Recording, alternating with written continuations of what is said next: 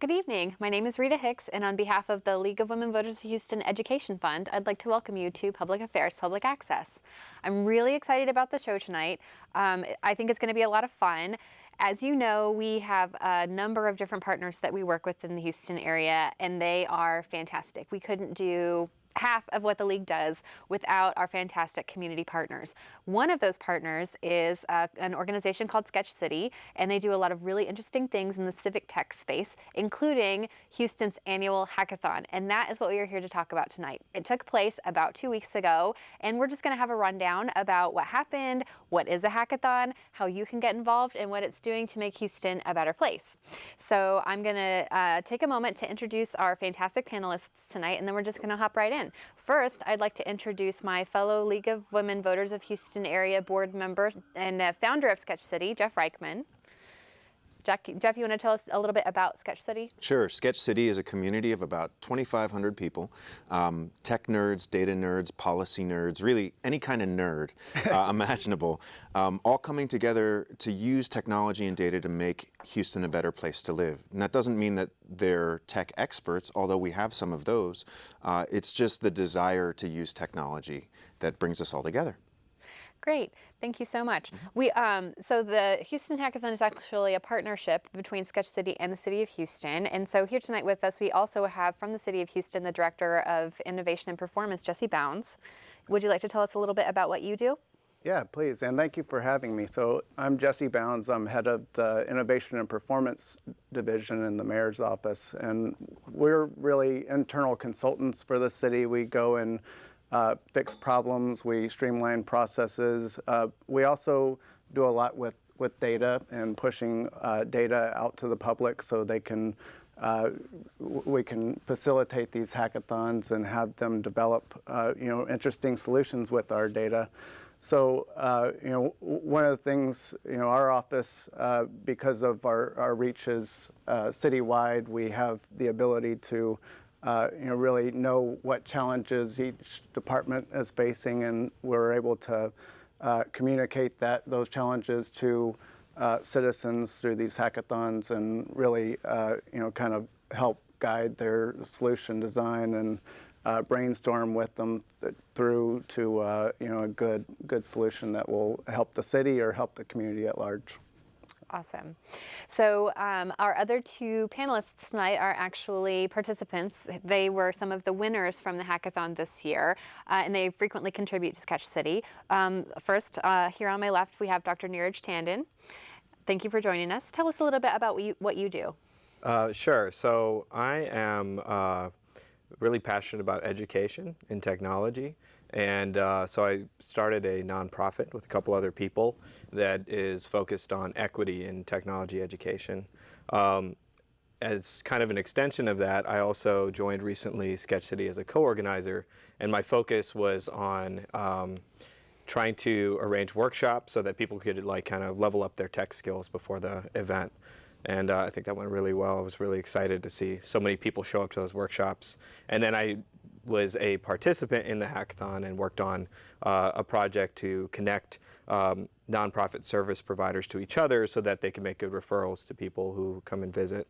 And then last year I also worked on a project at the hackathon, and this actually was I was counting my fourth time coming to the hackathon, so I really enjoyed it, and really appreciate everybody who puts in the effort to make it happen, Jesse and Jeff included. Great, thank you. And we will talk in more detail about the various projects here at the table here in a second. But last but certainly not least, I'd like to introduce Robin Moskowitz, who is also one of the winners of this year's hackathon. Tell us a little bit about what you do. Sure, and thanks for having me as well. I'm a software developer at a Houston-based company called iOffice. We make workplace management software, and this was my second time participating in the hackathon, although I am a recent member of Sketch City. I've only recently got back into the program, but I had a great time at the hackathon. Looking forward to talking about my project. Great.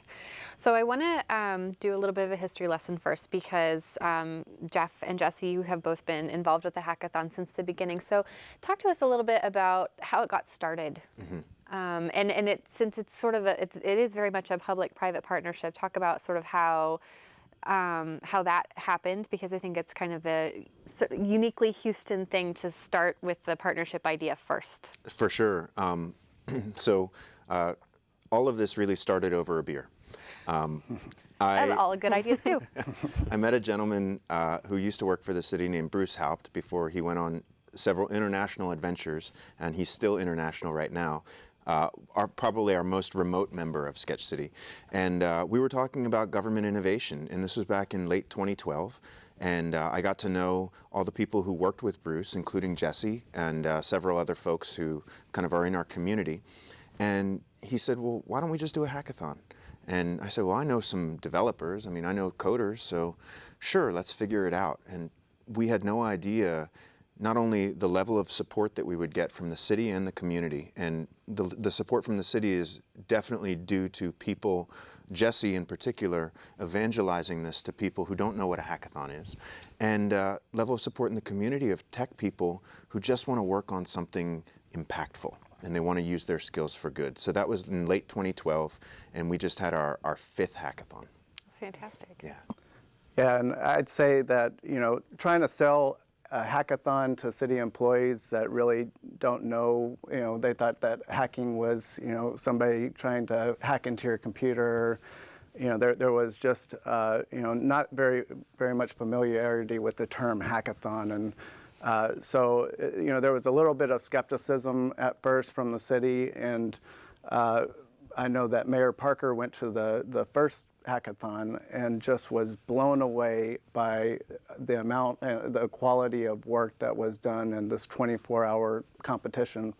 It was just, it was incredible to see these solutions that would have taken, city employees in a lot of cases months or years to complete.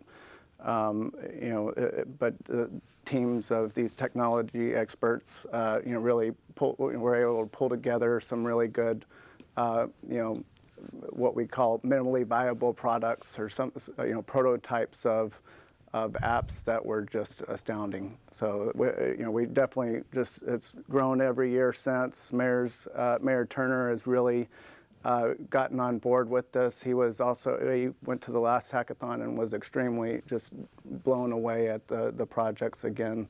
So, this is something that the city of Houston is going to continue to support, obviously, because it does such good for the community.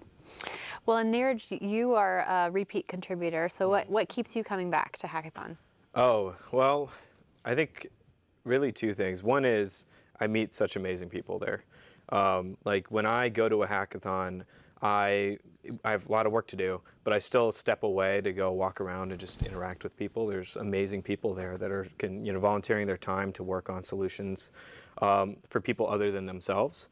And I think that kind of brings together an awesome community and people from all different parts of the community. So I love interacting with people there. And then the other thing is it's so rewarding to do something that that uses your skills, challenges you in a new way, but then most importantly that other people are able to use and put to use. And especially the people who can put it to use to help other people, there's this kind of amplifying effect that I think is it's so worthwhile, and so that's kept me coming back. So I will tell you, I'm the only person sitting at this table not in tech. I'm like the most Luddite person here. And so I actually learned about hackathons from Jeff. And I think there are probably people who will watch this and ask this question too, which is maybe the first question I asked you about getting involved in all this, which is, what is a hackathon? What do you do? How does it work? That's a great question, and it's one that I answer frequently. So, and basically a hackathon is like a marathon. It's a 24-hour event where, or at least our hackathon is 24 hours, where everybody comes together, self-assembles into teams, works on a project, and shows their work at the end. And it's pretty amazing what a group of smart people together in a room for a period of time can get done. So a hackathon is really a marathon for people who like to sit at laptops. And how, what are the criteria for a project? In other words, are there what are the rules for submitting something? How do you decide what projects are okay to have at the hackathon versus not? Well, every project is okay to have at the hackathon. We just encourage people to come together and work. The projects that are judged by our panel of judges have to have some type of civic or social impact. Okay. And that's very, very broadly defined. Okay, so obviously you need a lot of tech skills there, but let's talk about the other, this is an open question here because we've got City Innovation and you both led teams, obviously, and you, Narrative, led several teams. So aside from tech, what other kinds of skills are you looking for on a team that is working on a problem like this?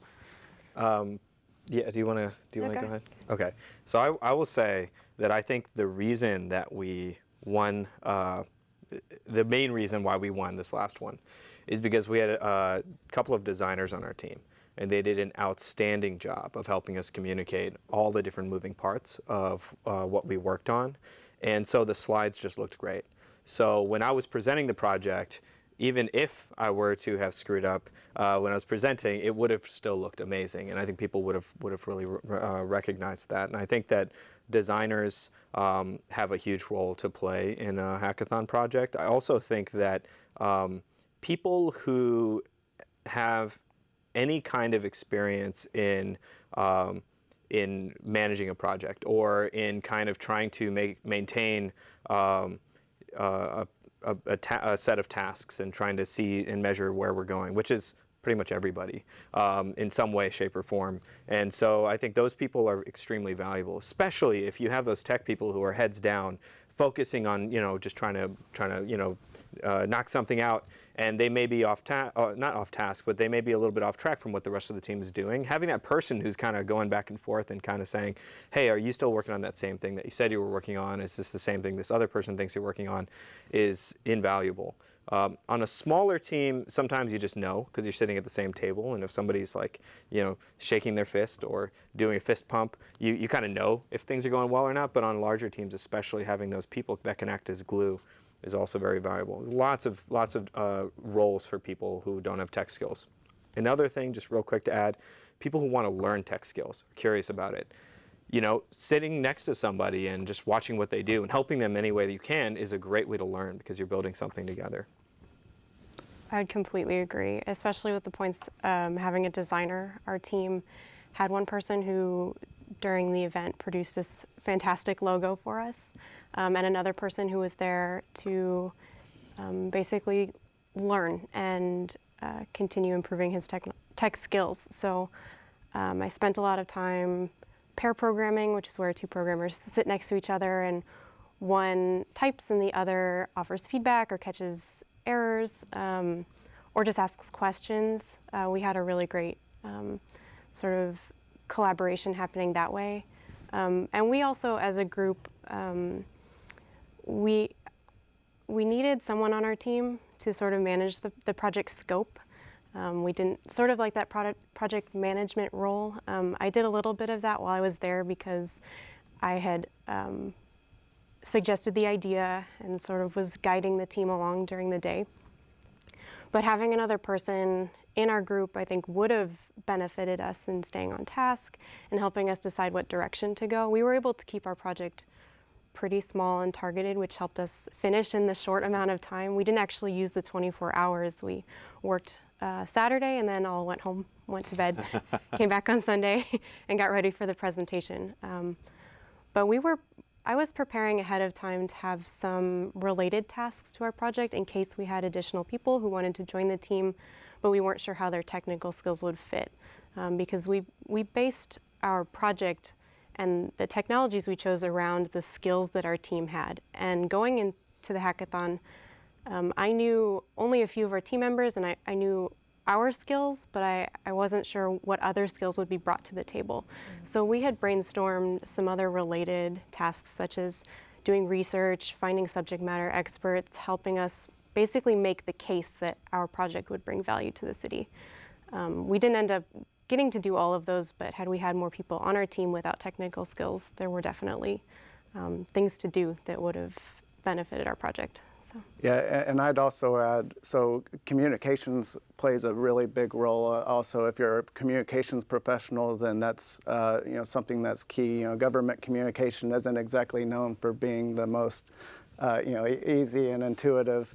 So, having somebody decode our government language into something that's, more user-friendly, I think that's something that's really useful. And, a lot of what I do during a hackathon and in the months preceding a hackathon is getting subject matter experts to the hackathon. So, we had the executive director of Air Alliance Houston at the hackathon to help with some projects. We had somebody from HPD BICE helping with projects. The flood czar came, Stephen Costello, to help on an adopted drain project, and then we're just getting the people who can shoot down bad ideas or redirect ideas as towards something that's value add is really critical. And when you approach SMEs to participate, Jesse, obviously they have varying degrees of familiarity with what it is that they're being asked to participate in. So how do you explain it to people that you want to come who aren't tech but have this other way to contribute? Yeah, so I ask them to think of their biggest challenge. So what issues are you facing? And then, is there conceivably a solution for this? So, if there was a mobile app that would help further this, solve this challenge, then or reach out to a different audience or make it more user-friendly, then that's something that either I'll have the subject matter expert pitch in the hackathon to the participants, or I'll carry forward the idea and try to guide project teams to that idea. So, yeah. Right. Anything you'd like to add? No, I think that's great. In fact, probably some of the most critical support that we get at the hackathon is when Jesse goes around and makes sure that all the teams have their presentations together. And it's kind of awesome because it puts that extra polish off of people who have been working for 24 hours. They may have been heavily caffeinated and they're hungry and they're tired, and to have a friendly face just helping you kind of sand down those rough edges and get it right, because you only have 3 minutes to talk about what you've done. We have 24 teams that pitched in this last year. That it's really an important role and very helpful. I definitely have the coolest job during the hackathon, which is just floating around to all the different project teams and being able to participate and brainstorm with them, and really I feel like I help guide them to a certain extent, or I also provide them with lots of data, because the city has a lot of data that could be supportive, and we know of where there's other data sources that could be beneficial to the projects, or connection points. So a lot of times I'm sitting on the cell phone and at Saturday night at 8 o'clock, trying to get somebody from the city to to answer a really detailed question about what the fire active incidents directory and our 911 system is telling us in this instance anyway. So there's just a lot of it's a lot of fun to try to develop these projects with these teams and see how the progression from just idea to actual solution. So this is not strictly a hackathon question, but I feel it's applicable because I find this fascinating. We've talked about this too, the important role that data plays in problem solving. But unless you are in data, that's just not the way you think about what your biggest challenge is. So how do you, all of you, because this is your space, help people think about that transition from here's my problem to here's the information I need to solve my problem? That's a good question. I think that something that I think we all do is we do go out and look for data, look to scrape data, look to see what's publicly available and what might be disorganized. But if we scraped it in a particular way, we could assemble some data around it. But there's a range of visualization tools that anybody can use. People who aren't necessarily into data can upload a spreadsheet and start to see a picture of what that data says, or a map of what that data means. And at least in my world, it has changed. I see people's eyes open once they see it reframed like that. And then it gets a whole lot easier to have the data conversation. That was a big part of our project as well. The project that I worked on was Houston Book Link, which provides a single spot to search for books from Houston Public Library and the Harris County Library, which right now have two separate websites, separate systems. So data was really important for our project. It's one thing to go online and search for a book. It's another thing, once you realize that there are these multiple sources of books that you can take advantage of, it starts to become a bit of a burden. You need to know where to go, know where to look, know how to access these different resources. So our project really sought to just make a simpler place to access data that's already available to you, but an easier way. So that was the crucial part of our project, was to just make some public data more accessible. Can people try it out?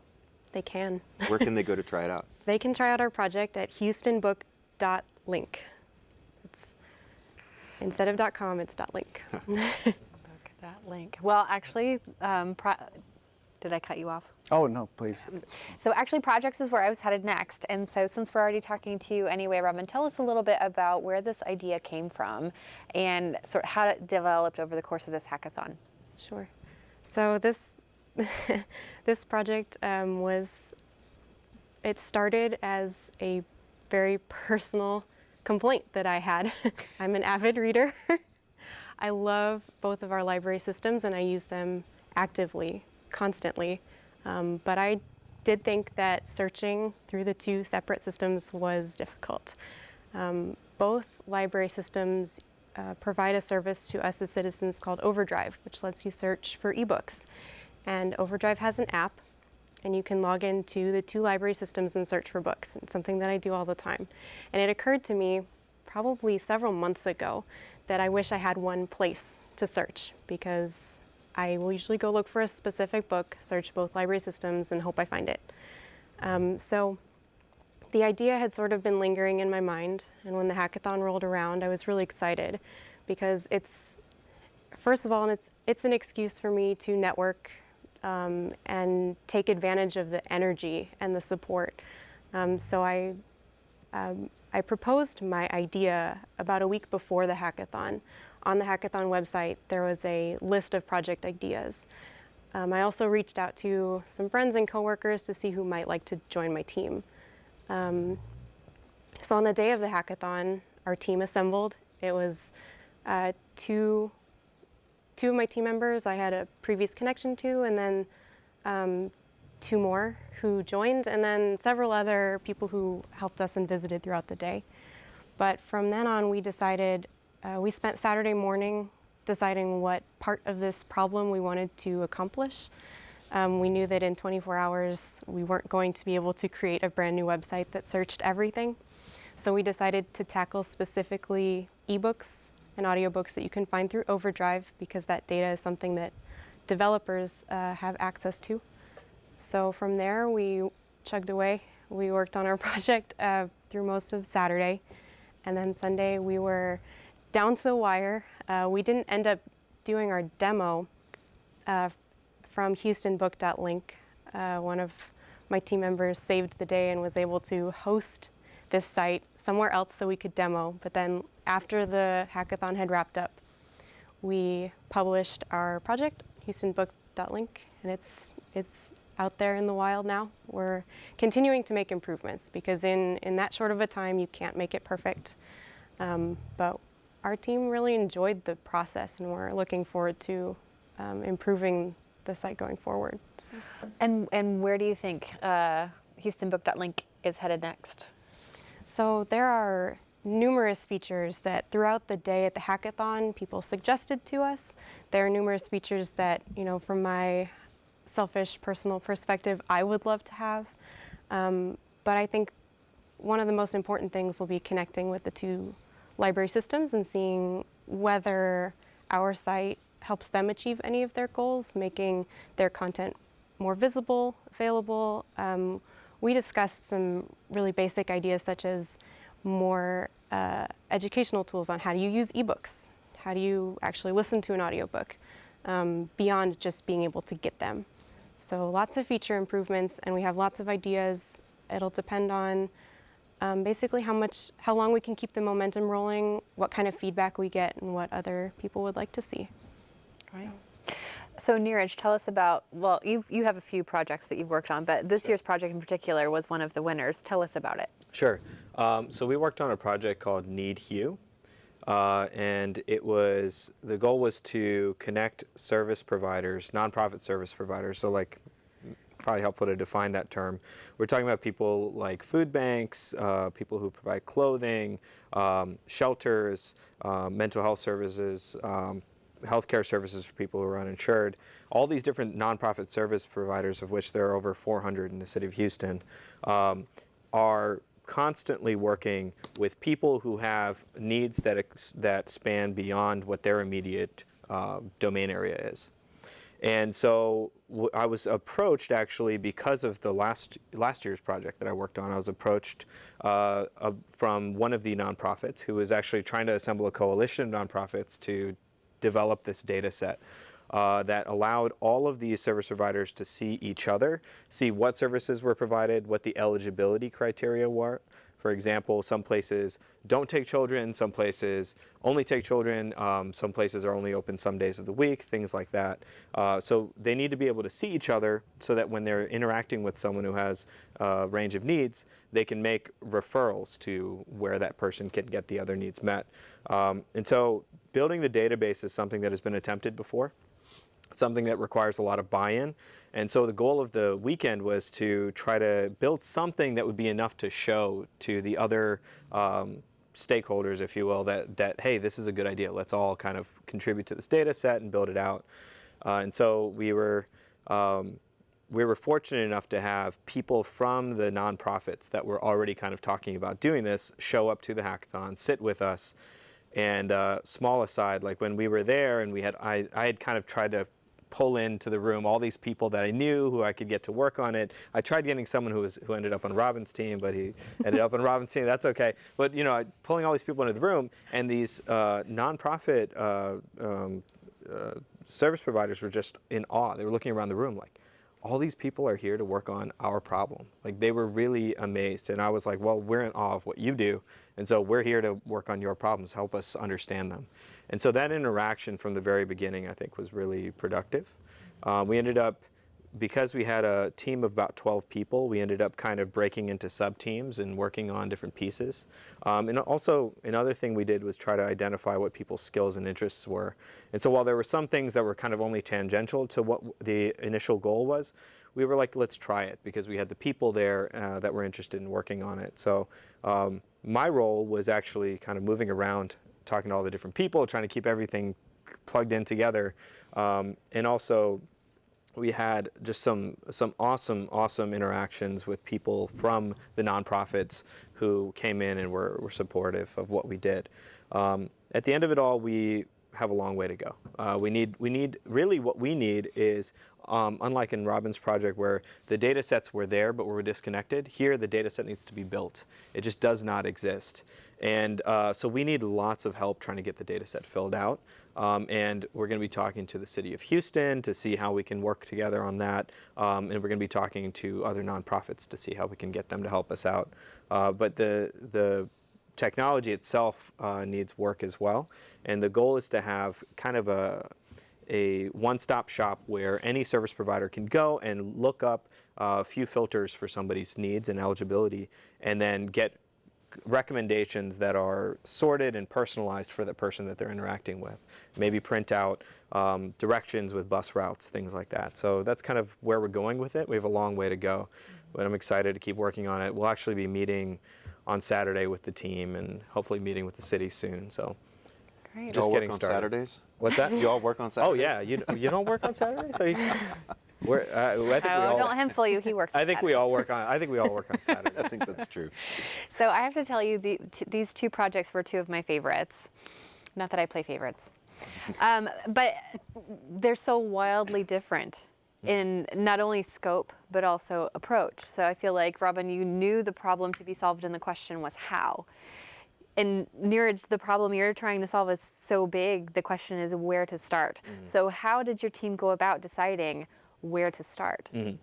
Yeah, I think that was a lot of credit to the nonprofits who were able to really help us understand where the needs were. One of the things that happens is when I was trying to tell people, and I think Robin shared this as well, like when you get a little bit of experience explaining your project to people, you're able to then get more information out of those people by explaining it in a clearer and clearer way.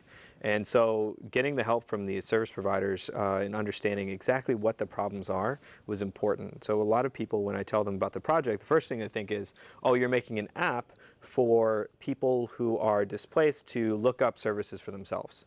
Or the next idea is you're making an app for people who are on the street and interact with somebody who has a specific need. You're making an app for them to be able to identify what those people's needs are. And then what we actually initially set out to build was to give the tool to the service providers, because that's probably the best channel. These are people who every day are trying to advance these services to people. But we also ended up saying, okay, we'll build this and this too. The beauty of it is that once we identified what those different use cases were, we realized that the data set was the same, and it's just the different ways of entering your information and what the output looks like. So, but that was kind of an iterative process in trying to understand and define the project and what the real problem was that everybody was experiencing. Okay. So, Robin,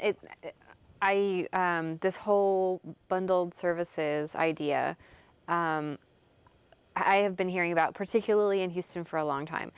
And it's unique to Houston because, at least from my experience, I do a lot of military and veterans nonprofit work, and in DC, the tenor is very different. It's very fractured because there's a lot of pride of authorship, there's a lot of pride of ownership. You don't see that as much in Houston. There's a lot more focus on how do we work more efficiently. And it sounds like that's what you're experiencing, which is fantastic, and I hope that continues and amplifies. My question for you is, you're working with a city asset and a county asset, and so what was the reception you received about the prospect of trying to put those two things together? So most of the feedback that we got during the hackathon was from the end user, not from the city or the county. That's something we're still working on discussing with them, but for the most part, the feedback that I've received so far was that that's something that, as a citizen, there's interest in. But we're still working on how we collaborate with the city, the county, and bring these two sources together. So are you right now collecting feedback from the people who take HoustonBook.link for a test drive? We have not set up a way to get feedback. At least it's not on the website yet, but we'll be doing that shortly because we do want to start getting feedback. We had a long list of wish list items from the hackathon alone that we're working through, but we'll be ready to take feedback pretty soon. So Robin will keep us posted about when she's able to do that, because I think that we all should take this resource for a test drive and provide our city and our county with feedback on it. So Jesse, you've been involved since the beginning, but this was your first year to actually be a judge at the hackathon. So tell us what that was like. It was tough. This was I keep on saying every year is the best year, but I mean this really was the best year in terms of projects, and it was just every team has 3 minutes to present, so you're trying to decode everything that's been done in 24 hours into three minutes, and so it's just there's a lot to it, and you also have folks who've been up all night and probably aren't in the best presentation mood too. So you got some interesting presentations as well, but it's each of the winners, so that we have 3 winners of the hackathon, and each of those gets to have a follow-on meeting with the mayor to discuss their project in more depth. Although we're going to be carrying along a lot of these projects, but one of the prizes of winning is to have a meeting with the mayor, and so there's a lot at stake for these project teams because they really want to get in the mayor's office and give them a long pitch about the project and see it through fruition. So Maybe when they haven't been up all night. yeah, exactly. One of the projects for last year's Houston Hackathon was actually a project built specifically for the League of Women Voters to meet a need that we had. So Jeff, can you tell us a little bit about that project? For sure. So it was a one-person team. His name's Andrew Douglas, and he's awesome. Andrew said, hey, I don't have an easy way to look up all the districts that I'm in. We're sitting here in the east end of Houston, and we're in a congressional district, a Texas House district, a Houston Independent School Board district, a city council district. The list goes on. And Andrew said, hey, it would be a really cool tool if I built this piece of infrastructure, a way for other apps to look up based on your latitude and longitude on the map, where are you and what districts do you want to return back? So if you're building an app around school board elections, you can look that up. If you're building an app around, Texas Senate elections, you can look that up too. And so Andrew built this really cool app, and then he wasn't even going to pitch it, and we were sitting at the same table, a bunch of us, and we're like, no, man, you got to do it. He said, okay, I'll do it. He pitched it, and he won. And he got to teach the mayor what an API is. So it was really fun. He did a great job. Okay, tell the people at home what an API is. An API is a way of, I can't. We need Andrew here. An API is a way of looking up and retrieving data without having to physically have that data. So you have an Excel spreadsheet and you can look it up, but what if that Excel spreadsheet was managed by Robin and I just wanted to pull one line of it from my app? Robin can maintain it, and that can have an API, and I just query the API. So I personally have availed myself of this resource because when I just go on Find My Representative, I live in one of those weird ETJ places where it might be this person or this person, and the website doesn't actually know who my representative is. But this one is based on latitude and longitude and is much more precise. And I'm like, okay, this is my person. Yes. And so that's really helpful, especially when you're trying to do research about the various candidates in your local races. It's good to know.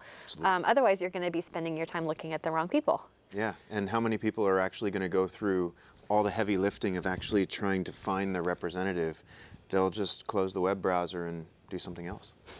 That's right, which is the last thing that we at the League of Women Voters want people to do. That's right. So I don't think that I asked you the what's next question, Neeraj, but I think what's next is kind of an open question for you. Do you have any idea what's next for Need Hue? Yes. So for Need Hue, we're gonna need a lot of buy-in from the other nonprofits to give us information to put in there, and we need more. We need to get to a point where we can have people test drive what we're doing and then get feedback from them on what we can do that would be more useful.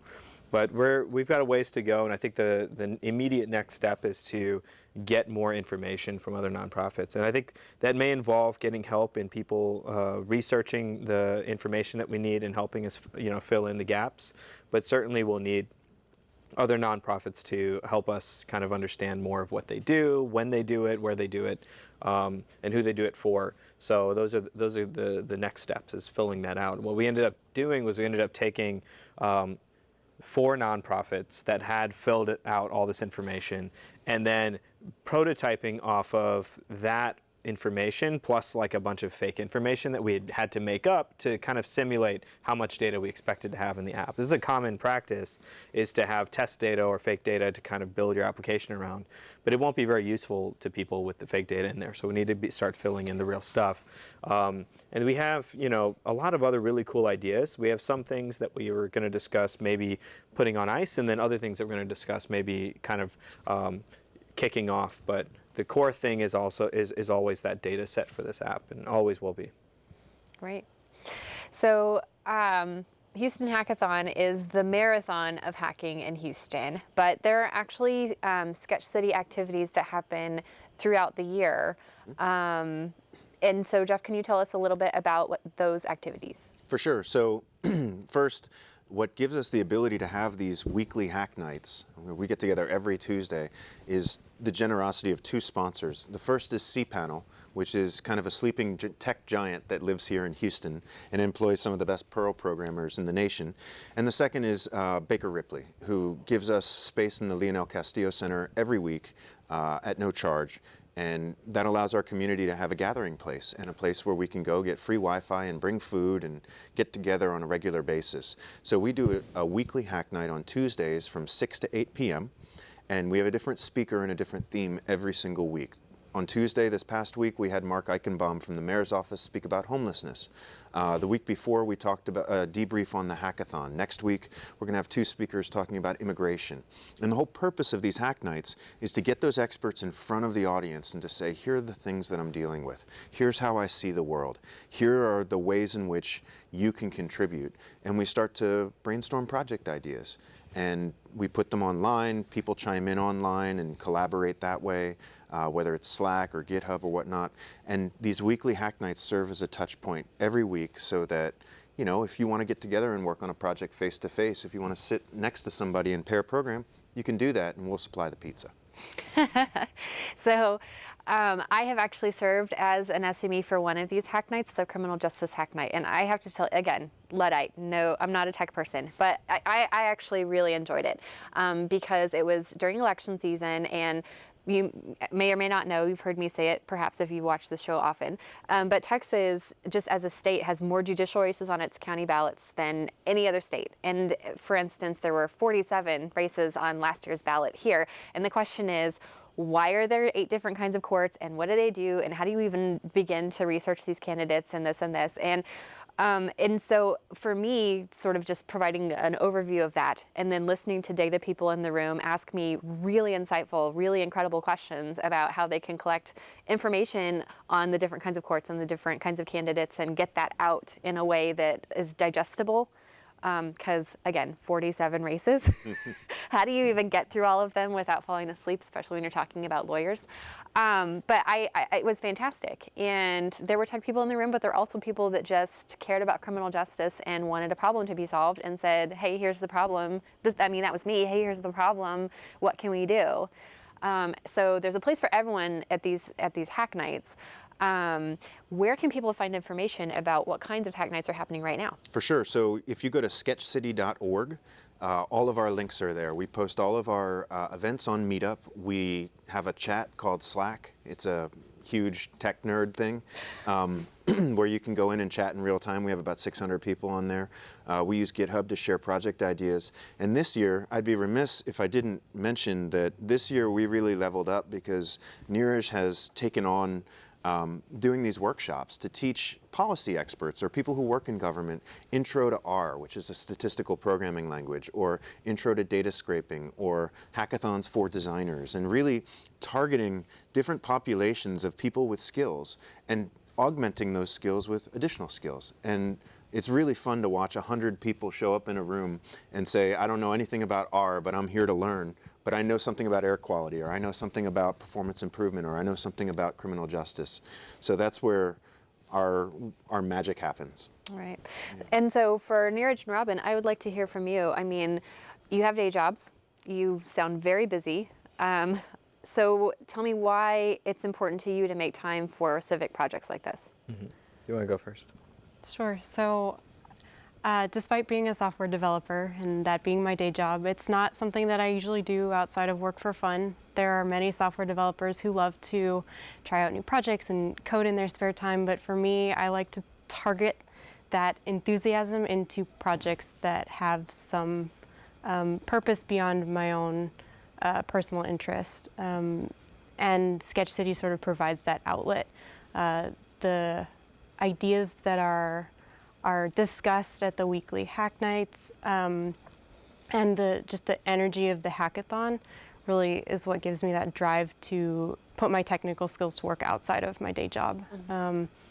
So that was easily the driving force for getting me in the door at the hackathon, and I started attending some of the weekly hack nights just before the hackathon and loved it. So I'm looking forward to continuing to do that because the energy and hearing from subject matter experts is huge for me. My skills are pretty specific, and I don't have this extra knowledge or even realize that there are these problems out there that can be solved. So hearing about the ideas and challenges from the rest of the community is really inspiring, and it usually is the kick in the pants that I need to start working on a project outside of work. So I've really appreciated that. Yeah. And just to add, I agree with everything that Robin just said. And I mentioned earlier about this amplifying effect of all of our efforts and helping lots of people.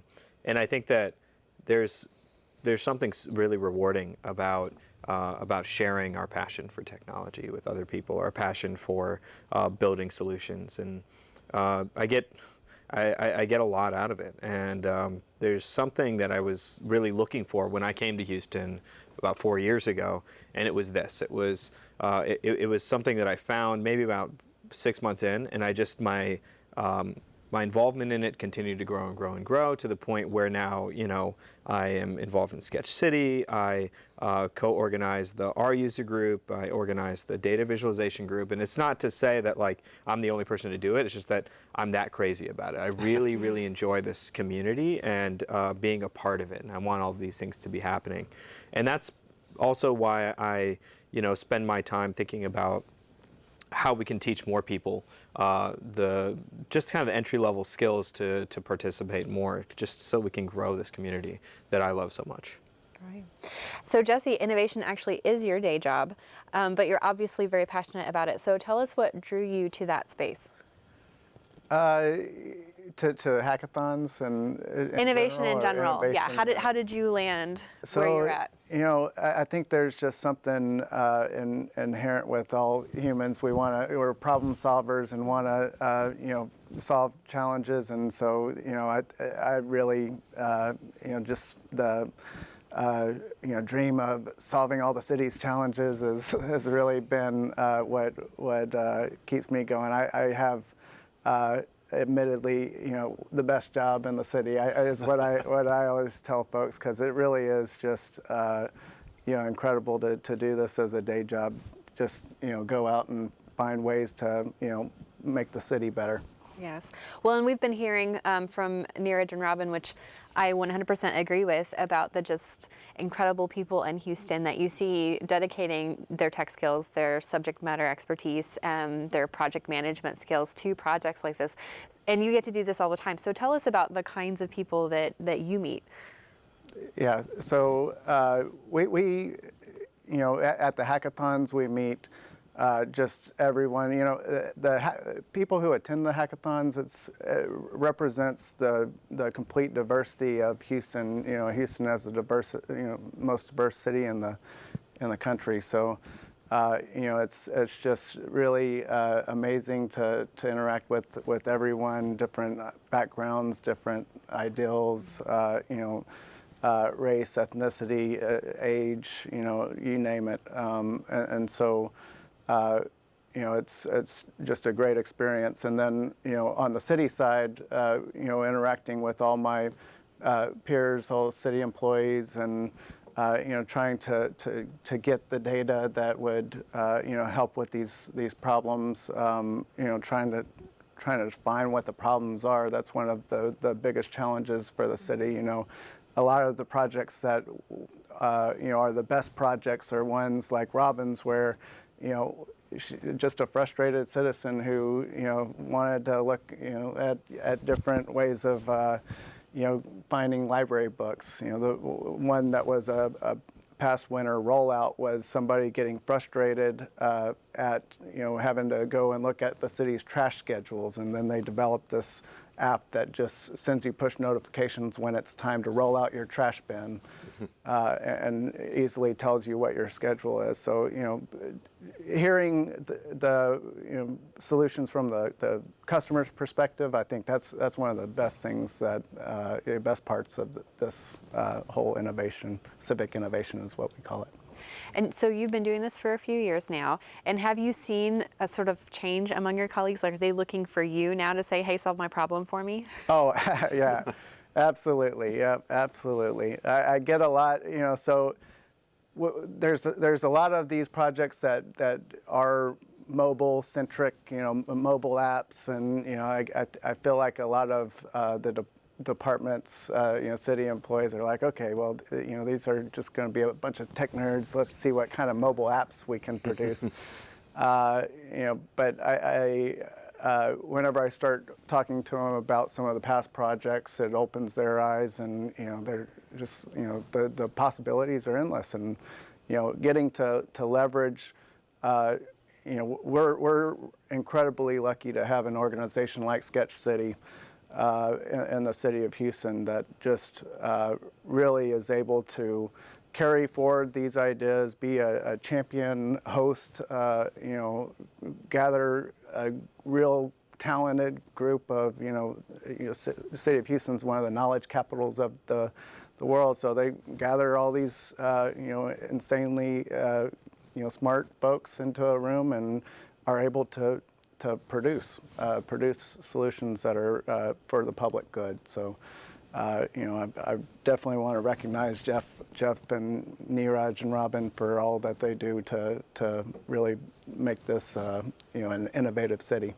And Rita, to your point about how we start from this point of partnership in the city, I mean, that's what this is all about. Sketch City wouldn't be anything if it weren't for the people who show up to the meetups and work on projects. It wouldn't be anything without all the people from the city that Jesse's able to marshal and bring to the hackathons.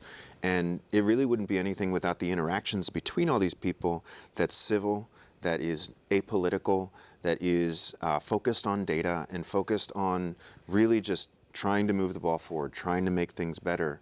Much like the League of Women Voters, we have people from all different backgrounds, and we're open to people of all different backgrounds as long as they're civil. And it's been my dream to be able to kind of be a part of the community rather than worrying about, is the door unlocked and are we signed in and all that stuff. And I'm actually able to do that now because we have such awesome people in this town. We have, Jeff and I, this conversation quite often, but it's such an incredible thing to be in a city that is primarily focused on problem solving before all these other things that can often get in the way of problem solving.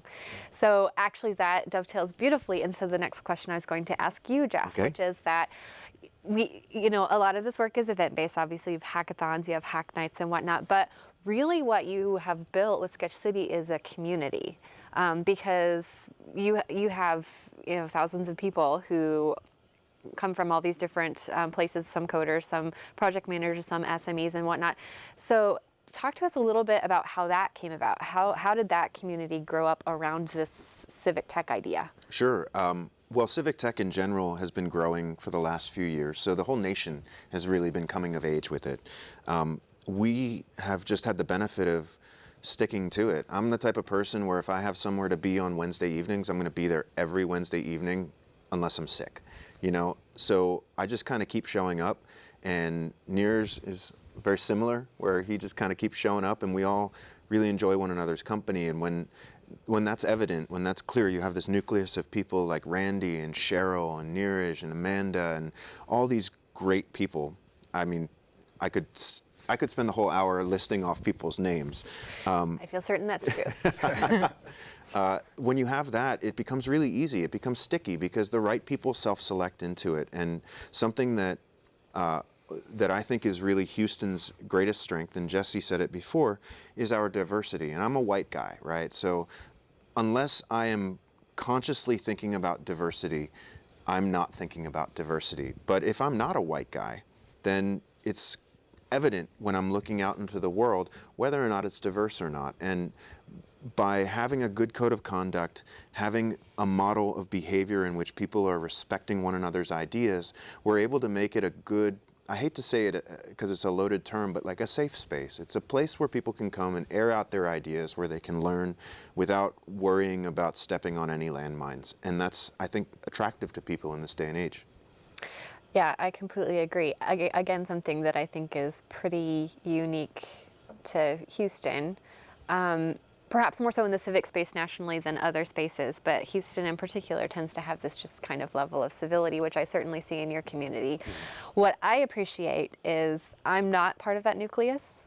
I would consider myself perhaps a utility player for Sketch City, but there is a place for me. Yes. So if you're at home and thinking, man, I'm very interested in X, Y, or Z topic, or I would love to pop in on a Wednesday, there's always space for that. And that's maybe part of your strength too, is like takes a little bit of the burden away from you because you're there making sure everything keeps running. But if you need an SME at the last minute to give 2 hours of their time, a quick phone call and they're there. And they don't feel like they should have been there longer necessarily. They're just happy that they're there. And I think that is also a really critical component of your community, because not all civic communities are like that. Either you're ride or die or not welcome. And you kind of have a place for both. Yeah, for the sure. ride or die people and the drop-in people. Well, our goal is to be as big as possible. At the broadest strokes, we believe that our public officials should use, and everybody should use, technology and data in making decisions that affect the public in some level. Even if you say, hey, this data is junk, at least you're looking at the data. And that doesn't happen nearly enough, but there's tons of appetite and interest for it.